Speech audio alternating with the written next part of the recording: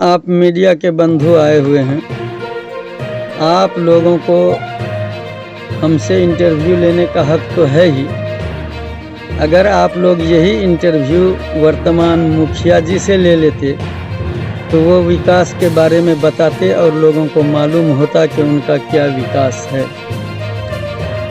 अब उनका विकास मुझसे पूछ रहे हैं, ये तो बड़ी हास्यास्पद बात होगी।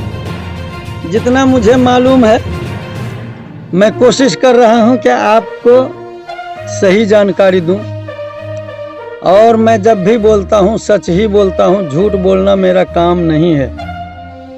मैं सभा भी करता हूं तो लोगों को कहता हूं कि रिकॉर्ड करो, लाइव करो, इसलिए कि मैं कहीं झूठ नहीं बोलता हूं। बंधुओं, आप लोगों को बहुत दुख होगा सुन करके कि हमारे मुखिया जी के पास जब कोई फरियाद लेकर जाते हैं तो मुखिया जी उनकी बातों को सुनने के बजाय उन्हें और अपने सीनियर मुखिया के पास भेज देते हैं। अक्सर तो वो मिलते नहीं हैं, अगर मिल भी जाते हैं तो सीनियर के पास भेज देते हैं। खैर वो उनका प्रॉब्लम है। सीनियर क्या है? वो सीनियर अब जिनको पंचायत का जनता वोट देकर के मुखिया बनाए हैं वो जूनियर मुखिया हैं। वो जब दूसरे के पास भेज देते हैं तो मतलब हुआ कि जो काम उनसे नहीं होता वो सीनियर के पास भेज देते हैं। तो और 3-4 लोग हैं उनके सीनियर मुखिया, जिनको लोग बोलते हैं पंचायत क्षेत्र में। उनका नाम मैं बार बार जिक्र नहीं करना चाहता हूं, चूँकि एक बार आप ही लोगों के चैनल के माध्यम से मैं बता चुका हूं। उनके पास भेज देते हैं। अदना सब पहचान पत्र बनाने के लिए 10 दिन कहते हैं, 10 दिन के बाद आना। अगर कोई भी तरह का समस्या, परिचय पत्र बनाने के लिए अगर कोई उनके पास चला जाता है तो सिग्नेचर करने में 2 सेकंड लगता है और 10 दिन के बाद आने की बात करते हैं। योजनाओं की बात अगर लें महाशय, तो योजनाओं में भी बड़े पैमाने पर भ्रष्टाचार हुआ है। जो योजनाएं चली है, मेरे पास साक्ष्य है, आरटीआई के द्वारा लिया हुआ साक्ष्य है। अब इससे बढ़ के कोई ऐसा साक्ष्य तो नहीं हो सकता है। काम किया ही नहीं, पैसा उठ गया है। कितना योजना है? ऐसा तो 2 योजना मेरे नज़र से गुजरा है जिसमें काम नहीं हुआ और पैसा उठ गया है। योजना नंबर, वित्तीय वर्ष और योजना नंबर तो हमको अभी सही से याद नहीं है। आप अगर तैयारी करके पूछते हमको, अचानक चलते हुए पूछ लीजिएगा तो सारा चीज़ तो नहीं है ना बता पाएंगे। किस योजना? मनरेगा में हुआ है। 15वीं वित्त आयोग योजना का जब हम लोग खंगालते हैं, एप्लीकेशन खोलते हैं, सरकार सब चीज साफ सुथरे ढंग से पब्लिक के लिए पारदर्शी बना दिया है।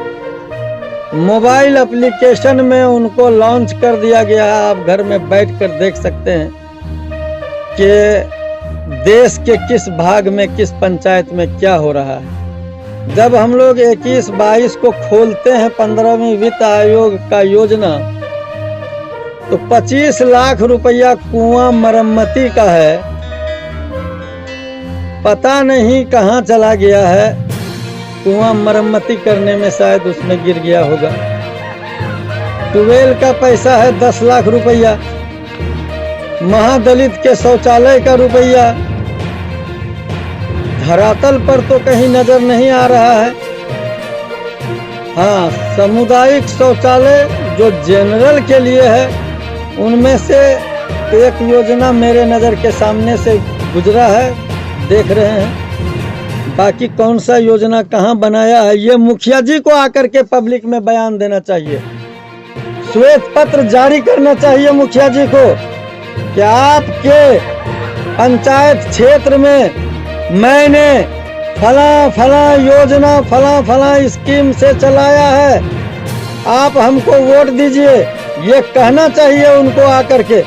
ये कहने के बजाय अब उनके पास जब कोई योजना पता नहीं कहाँ चला गया तो कहने के लिए कुछ है नहीं। अब है नहीं तो ये अनाप शनाप बोलने लगे हैं। हमारे कार्यकर्ता के पीछे लोगों को लगा देते हैं। अरे उससे वोट थोड़े होता है, वोट तो होता है लोगों के दिल में बसने से। आपको याद होगा कि पिछला 10 साल मेरी मैडम मुखिया रही, मैंने किसी को समस्या नहीं होने दिया। कोई भी समस्या आपके द्वार पर हल होता था, लेकिन आज कोई भी समस्या द्वार पर हल नहीं हो रहा है। किसी भी समस्या के लिए अलग से एक ठो आदमी पकड़ के ले जाना पड़ता है सिफारिश करने के लिए। अब वो कहेगा तो हल होगा, अगर वो नहीं कहेगा तो हल नहीं होगा। और 20, 21, 22 में भी फिर वही कुआं मरम्मती का पैसा है 15वीं वित्त आयोग में। फिर वही शौचालय निर्माण का कार्य है, कार्य कहीं दिख नहीं रहा है, पैसा जा कहाँ रहा है। आप मीडिया के बंधुओं से आग्रह है कि आप लोग जा कर के मुखिया जी से पूछिए और उनको पूछने के बाद उनका बयान जारी कीजिए कि ये पैसा आखिर कहाँ खर्च किए। आपके यहाँ पे सोलर लाइट का काम हुआ? एक भी नहीं हुआ है, एक भी सोलर लाइट पंचायत क्षेत्र में कहीं नहीं लगा है। अगर आपको दोबारा फिर से मौका मिले तो आप जो इंदिरा आवास में भ्रष्टाचारी हो रहा है उसमें आप कैसे अंकुश लगाएंगे? पहले से अंकुश था मेरे जमाने से। डंके की चोट पर मैं कहता हूँ, हर आदमी को जब भी इंदिरा आवास का राशि आवंटन हुआ है, जब भी उनके खाते में गया है, आप जाके पंचायत क्षेत्र के लोगों को पूछिए। मैंने फोन करके खुद लाभुक को कहा है कि एक भी पैसा किसी को नहीं देना है।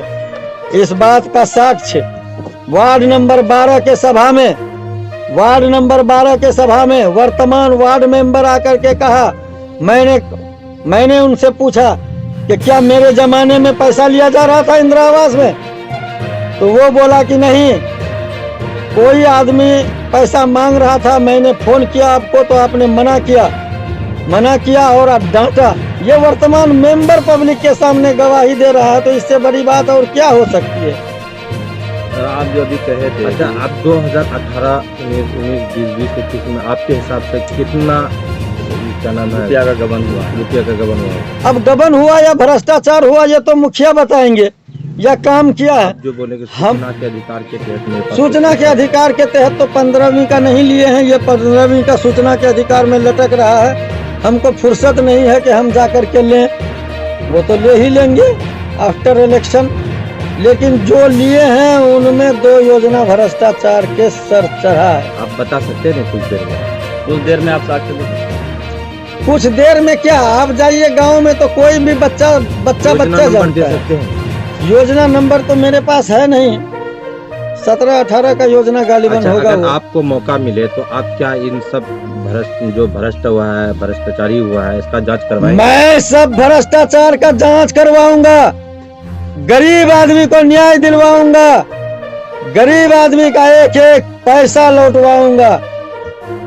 जिनको उनका अधिकार नहीं मिला है, समाज में सबसे निचले, सबसे दुबले कुचले लोगों को, सबसे नीचे की पंक्ति में खड़े लोगों को उनका हक उनके दरवाजे पर पहुंचाऊंगा। ये मेरा प्रण है और मैं ये पीछे कर चुका हूं।